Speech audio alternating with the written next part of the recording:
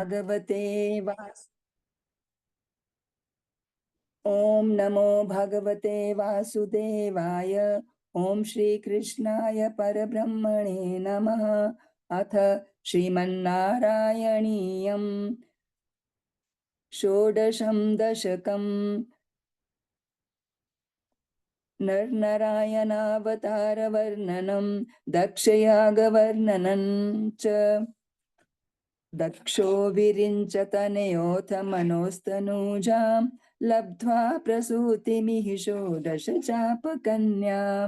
धर्मे त्रयोदश ददौ पितृषु स्वधाञ्च स्वाहां हविर्भुजि सतीं गिरिशेत्वदंशे। मूर्तिर्हि धर्मगृहिणी सुषुवे भवन्तं नारायणं नरसखं महितानुभावम्। यजन्मनि प्रमुदिताः कृततूर्यघोषाः पुष्पोत्करान् प्रवृषुर्नुनुवुस्सुरौघाः। दैत्यं सहस्रकवचं कवचैः परीतं साहस्रवत्सरतपः समराभिलव्यैः। पर्याय निर्मिततपः समरौ भवन्तौ शिष्टैककङ्कटममुन्य हतां सलीलम्। अन्वचारन्नुपदिशन्नपि मोक्षधर्मं त्वं भ्रातृमान् बदरिकाशं मध्यवात्सीः। शक्रोऽथ ते शमतपोबलनिस्सहात्मा दिव्याङ्गना परिवृतं प्रजिघाय मारम्। कामो वसन्तमलयानिलबन्धुशाली कान्ताकटाक्षविशिखैर्विकसद्विलासैः विध्यन्मुहुरमुहुरङ्कं रकम्पमुदीक्ष्य च त्वां धीतस्त्वया वायाथ जगदे मृदुहासभाजा। भीत्यालमङ्गजवसन्तसुराङ्गनावः मन्मानसन्त्विह जुषध्वमिति ब्रुवाणः। त्वौ विस्मयेन परितस्सतुवतामथैषां प्रादर्शयस्व परिचारक कातराक्षीः। सम्मोहनाय मिलिता मदनादयस्ते त्वद्दासिका परिमलैः किल मोहमापुः। दत्तां त्वया च जगृहुस्त्रपयैव सर्वस्वरवासि सर्वशमनि पुनरुर्वशीन्ताम्। दृष्टवोर्वशीं तव कथाञ्च निशम्य शक्रः परया कुलो जनि भवन्महिमावमर्षात्। एवं प्रशान्तरमणीयतरावतारात् त्वत्तोऽधिको वरद कृष्ण तनुस्त्वमेव। दक्षस्तु धातुरतिलालनया रजोन्धः नात्यादृतस्त्वयि च कष्टमशान्तिरासीत्। येन व्यरुन्धस भवत्तनुमेव शर्वं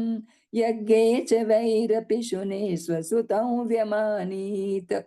क्रुद्धे शमर्दितमखस्स तु कृत्तशीर्षः देवप्रसादितः रादथ लब्धजीवः। त्वत्पूरितक्रतुवरः पुनरापशान्तिं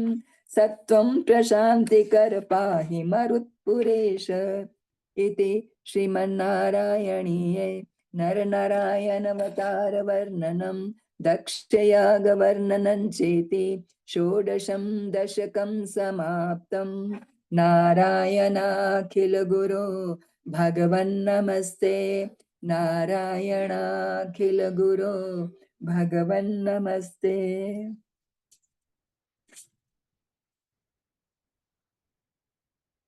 अथ श्रीमन्नारायणीयं सप्तदशं दशकं ध्रुवचरित्रवर्णनम्। उत्तानपादनृपतेर्मनुनन्दनस्य जाया बभूव सुरुचिरनितरामभीष्टा। अन्या सुनीतिरिति भर्तुर्नादृता सा त्वामेव नित्यमगतिः शरणं गताभूत्। अङ्के पितुः सुरुचिपुत्रकमुत्तमोऽभूत् तमन्तं दृष्ट्वा ध्रुवः किल सुनीति सुतोऽधिरोक्ष्यन् आचिक्षिपे किल शिशुसुतरां सुरुच्या दुस्सन्त्यजा खलु भवद्विमुखैरसूया त्वन्मोहिते पितरि पश्यति दारवश्ये दूरं दुरुक्ति निहतः स गतो निजाम्बां सापि स्वकर्म गति सन्तरणाय पुंसां त्वत्पादमेव शरणं शिशवे शशंस आकर्ण्यसोऽपि भवदर्शन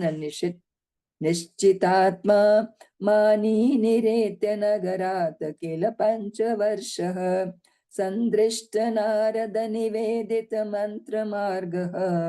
त्वमारराध तपसा मधुकाननान्ते ताते विषन्न हृदयेन गरिङ्गतेन श्रीनारदेन परिसान्त्वित चित्तवृत्तौ बालस्त्वदर्पित मनः क्रमवर्धितेन निन्ने कठोर तपसा किल पञ्चमासान् तावत्तपोबल निरुच्छवसिते दिगन्ते देवार्थितस्त्व मुदयत् करुणार्धचेताः त्वद्रूपचिद्रस निलीनमतेः पुरस्तात् आविर्बभूविथ विभो गरुडाधिरूढः त्वदर्शन प्रमद भारतरङ्गितन्तं दृग्ध्याननिमग्नमिव रूपरसायने ते तुष्टूषमानमवगम्य कपोलदेशे संस्पृष्टवानसि दरेण तथा दरेण तावद्विबोध विमलं प्रणुवन्तमेनम् आभाषथास्त्वमवगम्य तदीय भावम् राजन् चिरं समनुभूय भजस्व भूयः सर्वोत्तरं ध्रुवपदं विनिवृत्तिहीनम् इत्यूचुषि त्वयि गते नृपनन्दनोऽसौ आनन्दिताखिल जनो नगरीमुपेतः रेमे चिरं भवदनुग्रहपूर्णकामः ताते गते च वनमादृतराज्यभारः यक्षेन देवनिहते पुनरुत्तमेऽस्मिन् यक्षैः स युद्धनिरतो विरतो मनुक्त्या शान्त्या प्रसन्न हृदयाब्दनदादुपेतात् त्वद्भक्तिमेव सुदृढामविनोन्महात्मा अन्ते भवत्पुरुषनीत विमानयातः मात्रा समन्ध्रुवपदे मुदितो यमास्ते एवं स्वभृत्य जनपालनलोलधीस्त्वं वातालयाधिपनिरुन्दिममामयौघान् इति श्रीमन्नारायणीये ध्रुवचरितवर्णनं नाम सप्तदशं दशकं समाप्तं नारायणाखिल गुरो भगवन्नमस्ते नारायणाखिल गुरो भगवन्नमस्ते।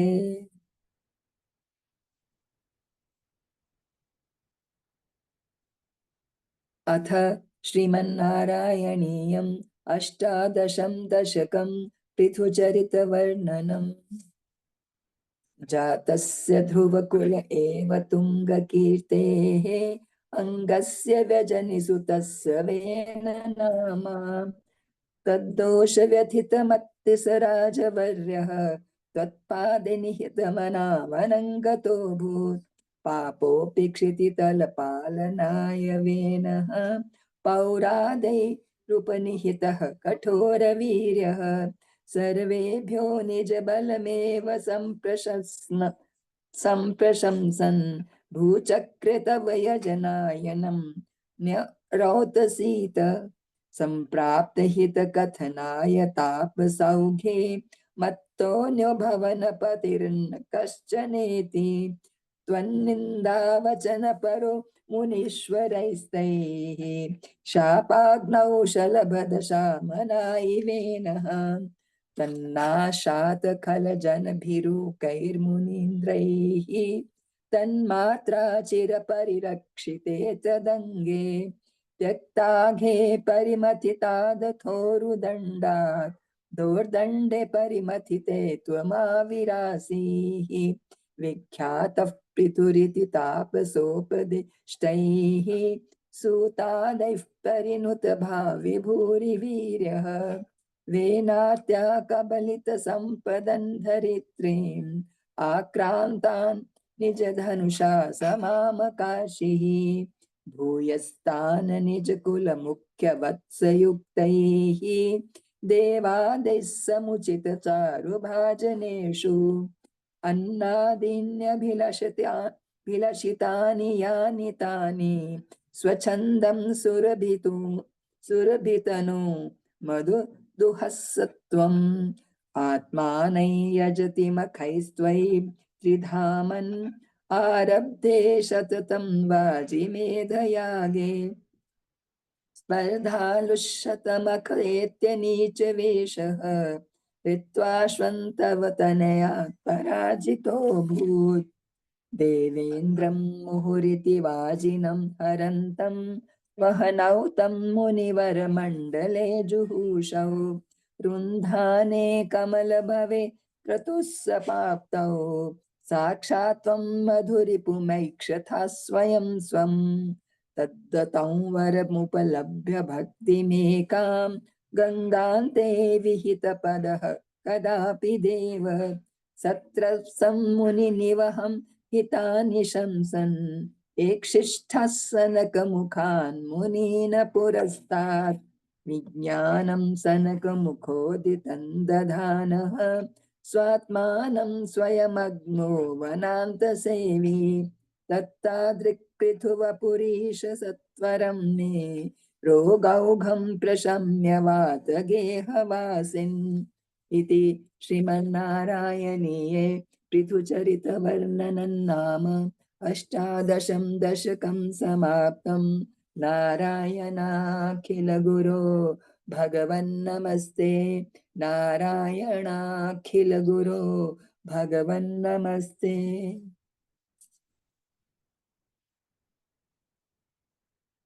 अथ श्रीमन्नारायणीयम् 19 दशकं प्राचेतसकथानुवर्णनम् पृथोस्तु नप्ता पृथुधर्मकर्मठः प्राचीनबर्हिर्युवतौ शत्रुतौ प्रचेतसो नाम सुचेतसः सुतान् अजीजनत्वत्करुणाङ्कुरानिव पितुः शिक्षानिरतस्य शासनात् भवत्तपस्याभिरता दशापि ते पयोनिधिं पश्चिममेत्य तत्तटे सरोवरं दृशुर्मनोहरं तदा भवत्तीर्थमिदं समागतः भवो भवत्सेवकदर्शनादृतः प्रकाशमासाद्य पुरः प्रचेतसाम् उपादिशत् भक्त तमस्तवम् स्तवञ्जपन्तस्तममी जलान्तरे भवन्तमासे विशतायुतं समाः भवत्सुखास्वादरसादमेष्वियान् बभूव कालो ध्रुववन्न शीघ्रता तपोभिरेषामतिमात्रवर्धिभिः स यज्ञहिंसा निरतोऽपि पावितः पितापि तेषां गृहयातनारद प्रदर्शितात्मा भवदात्मतञ्ययौ कृपाबलेनैव पुरः प्रचेतसां प्रकाशमागाः पतगेन्द्रवाहनः विराजिचक्रादिवरायुधांशुभिः भुजाभिरष्टाभिरुदञ्चितद्युतिः प्रचेतसान्तावदयात् च तामपि त्वमेव कारुण्यभराद्वरानदाः भवद्विचिन्तापि शिवाय देहिनां भवत्वसौ रुद्रनुतिश्च कामदा अवाप्य कान्तान्तनयां महीरुहां तया रमध्वं 10 लक्ष वत्सरीं सुतोस्तु दक्षो ननु तत्क्षणाच्च मां प्रयास्यथेति न्यग्गदो मुदैव तान् ततश्च ते भूतलरोधिनस्तरून् क्रुद्धा दहन्तो द्रुहिणेन वारिताः द्रुमैश्च दत्तान्तनयामवाप्यताम् तदुक्तकालं सुखिनोभिरेमिरे अवाप्य दक्षं च सुतं कृताध्वराः प्रचेतसो नारदलब्धया धिया अवापुरानन्दपदं तथाविदः त्वमीशवातालयनाथ पाहि माम् इति श्रीमन्नारायणीये प्राचेतस कथानुवर्णनं नाम एकोनविंशं दशकं समाप्तं नारायणाखिल गुरो भगवन्नमस्ते नारायणाखिल गुरो भगवन्नमस्ते।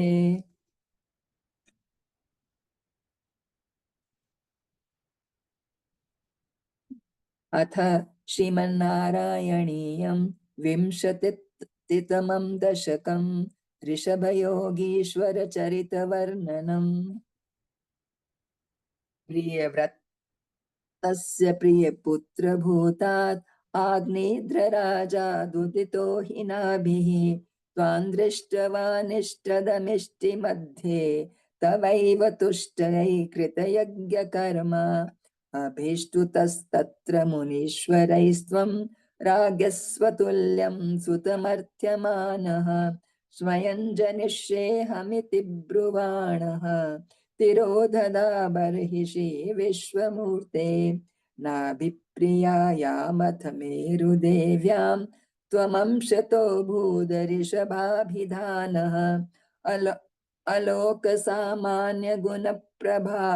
प्रभाविता शेषजनप्रमोदः त्वयि त्रिलोकिभृतिराज्यभारं निधाय नाभिः सह मेरुदेव्या तपोवनं प्राप्य भवन्निषेवी गतः किलानन्दपदं पदं ते इन्द्रस्त्वदुत्कर्षकृतादमर्षात् ववर्षनास्मिन् जनाभवर्षे यदा यदा त्वं निजयोगशक्त्या स्ववर्षमेनद व्यदधास्सु वर्षं जितेन्द्रदत्ताङ्कमणिं जयन्तीम् अथोद्वहन्नात्मरताशयोऽपि अजीजनस्तत्र शतन्तनूजान् येषां क्षितीशो भरतोऽग्रजन्म नवा भवन् योगिवरा नवान्ये त्वपालयन् भारतवर्षखण्डान् सैकात्वशीतिस्तव शेषपुत्राः तपोबलात् भूसुरभूयमीयुः उक्त्वा सुतेभ्योऽथ मुनीन्द्रमध्ये विरक्तिभक्त्यन्वितमुक्तिमार्गम् स्वयं गतः पारमहंसवृत्तिम् अधा जडोन्मत्तपिशाचचर्यां परात्मभूतोऽपि परोपदेशं कुर्वन् भवान् सर्वनिरस्यमानः विकारहीनो विचचार कृत्स्नाम् महीम् अहीनात्मरसाभिलीनः शयूव्रतङ्गो मृगकाकचर्यां चिरञ्चरन्नाप्यपरं स्वरूपं दवाहृताङ्गः कुटकाचले त्वं तापानममापाकुरु वातनाथ इति श्रीमन्नारायणीयम् ऋषभयोगीश्वरचरितवर्णनं नाम विंशतितमं दशकं समाप्तं नारायणाखिलगुरो भगवन्नमस्ते नारायणाखिलगुरो भगवन्नमस्ते।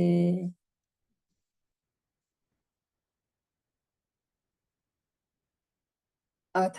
श्रीमन्नारायणीयम् एकविंशतितमं दशकम् जम्बुद्वीपादिषु भगवदुपासना प्रकारवर्णनम् मध्योद्भवे भुव इलावृतनाम्नि वर्षे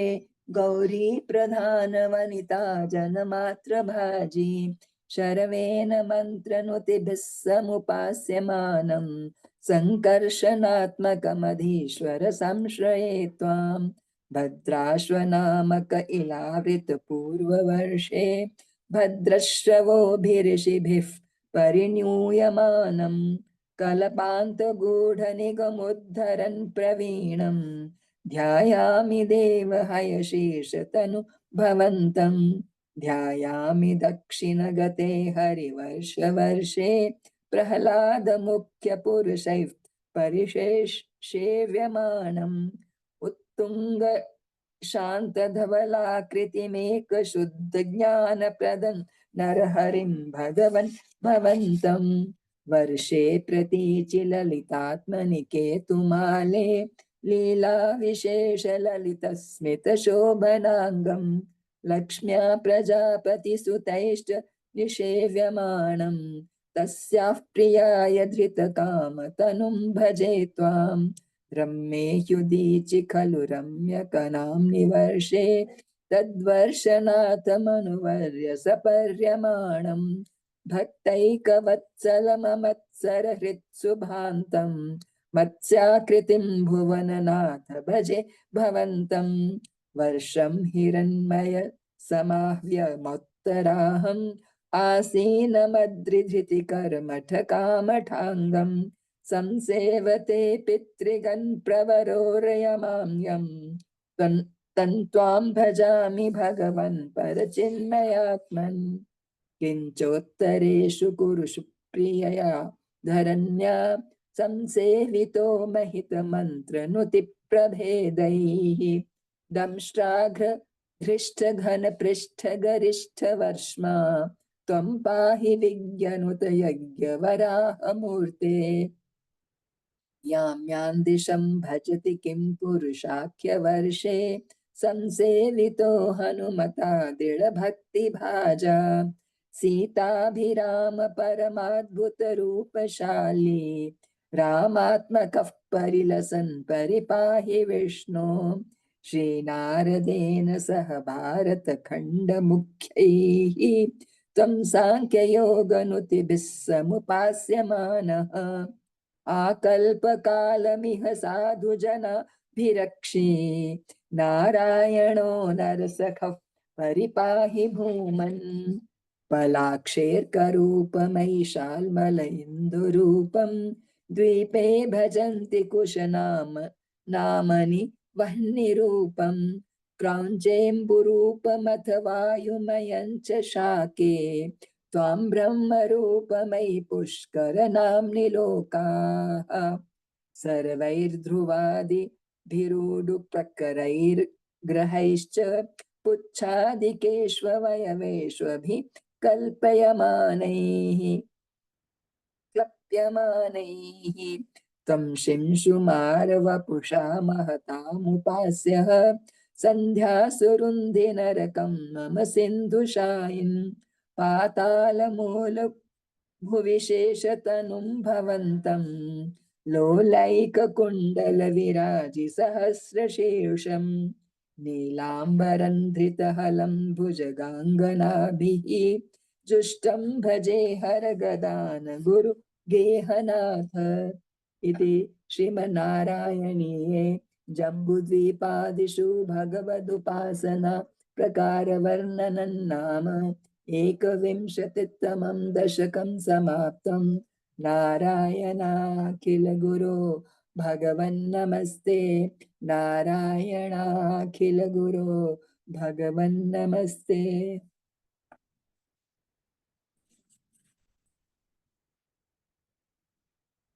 अथ श्रीमन्नारायणीयं द्वाविंशतितमं दशकम् अजामिलोपाख्यानम् अजामिलो नाम महिसुरः पुरा चरन् विभो धर्मपथान गृहाश्रमी गुरोर्गिरा काननमेत्य दृष्टवान् सुदृष्टशीलाङ्कुलटां मदाकुलां स्वतः प्रशान्तोऽपि तदा हृताशयः स्वधर्ममुत्सृज्य तया समारमन् अधर्मकारि दशमी भवन् पुनः दधौ भवन्नाम युते सुते रतिं समृत्युकाले यमराज किङ्करान् भयङ्करां श्रीनभिलक्षयन् भिया पुरामनाक् त्वत्स्मृति वासना बलात् जुहाव नारायण नामकं सुतं दुराश्यस्यापि तदा त्वनिर्गतत्वदीय नामाक्षरमात्र वैभवात् पुरोभिपेतुर्भवदीय पार्षदाः चतुर्भुजाः पीतपटा मनोरमाः अमुञ्च सम्पाश्य विकर्षतो भटान् विमुञ्चते त्यारुधुर्बलादमी निवारितास्ते च भवज्जनैस्तदा तदीय पापन्निखिलन्यवेदयन् भवन्तु पापानि कथन्तु निष्कृते कृतेऽपि बोधण्ड नमस्ति पण्डिताः न निष्कृते किं विदिता भवादृशाम् इति प्रभो त्वत्पुरुषा बभाषिरे श्रुतिस्मृतिभयान्विहिता व्रतादयः पुनन्ति पापन्न लुनन्ति वासनाम् अनन्तसेवा तु निकन्तति द्वयीम् इति प्रभो त्वत्पुरुषा बभाषिरे अनेन भोजन्म सहस्रकोटिभिः कृतेषु पापेष्वपि निष्कृतिः कृता यदग्रहीन्नाम भयाकुलो हरेः इति प्रभो त्वत्पुरुषा बभाषिरे नृणाम बुद्धयापि मुकुन्द कीर्तनं दहत्य गौघान् महिमास्य तादृशः यथाग्निरेधांसि यथौषधं गधान् इति प्रभो त्वत्पुरुषा बभाषिरे इतीरितैरयाम्यभटैरपाश्रिते भवद्भटानां च गणे तिरोहिते भवत्स्मृतिं कञ्चन कालमाचरन् भवत्पदं प्रापि भवद्भटैरसौ स्वकिङ्करावेदन शङ्कितो यमः त्वदङ्घ्रि भक्तेषु न गम्यतामिति स्वकीयभृत्या न शिशिक्षदुच्चकैः सदेव वातालयनाथ पाहि माम् इति श्रीमन्नारायणीये अजामिलोपाख्यानन् नाम द्वाविंशतितमं दशकं समाप्तम् नारायणाखिल गुरो भगवन्नमस्ते नारायणाखिल गुरो भगवन्नमस्ते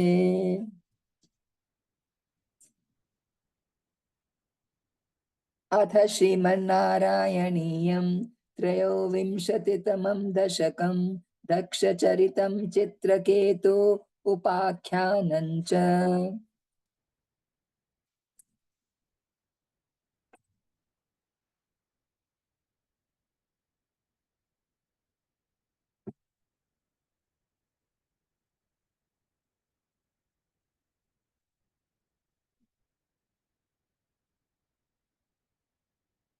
प्राचेतसस्तु भगवन् परो हि दक्षः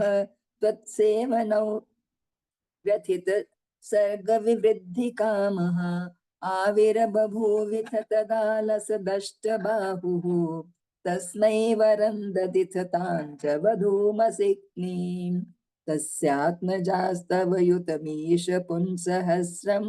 श्रीनारदस्य वचसा तव मार्गमापुः नैकत्र वासमृषये समुमोच शापम् भक्तोत्तमस्तव ऋषिरनुग्रहमेव मेने षष्ट्या ततो द्रुहितृभिः सृजतः कुलौघान् दौहित्रसूनुरथ तस्य स विश्वरूपः त्वत्स्तोत्रवर्मितमजाप्य निन्द्रमाजौ देवत्वदीय महिमा खलु सर्वजैत्रः प्राक्षूरसेन विषये किल चित्रकेतुः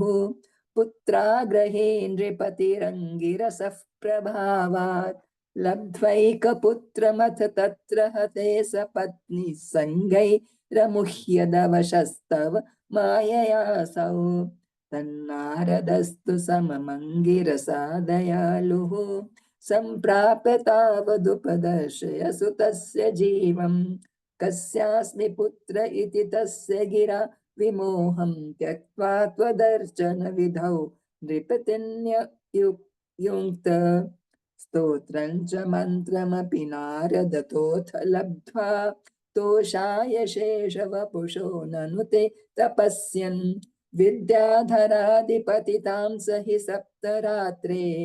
लब्ध्वाप्यकुण्ठमतिरन्वभजद्भवन्तम्